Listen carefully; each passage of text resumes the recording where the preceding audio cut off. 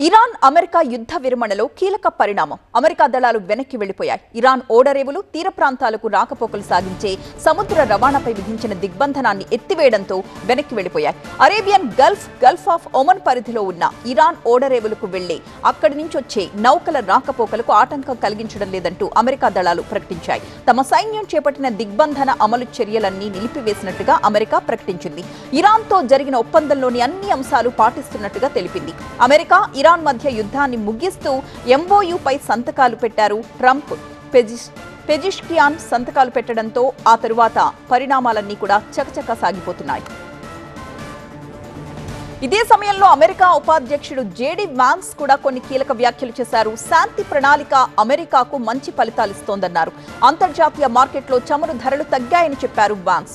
నిన్న హార్ముజ్లో 1.25 కోట్ల బ్యారెళ్ల చమురు రవాణా జరిగిందని అన్నారు. అమెరికాలో పెట్రోల్ ధర గ్యాలన్కు $4 కంటే దిగువకు పడిపోయిందన్నారు జేడీ వాన్స్. చమురు ధరలు మరింత తగ్గే అవకాశం ఉందన్నారు ఆయన. ఇంధన ధరలు కూడా ఇంకా తగ్గుతాయని చెబుతున్నారు.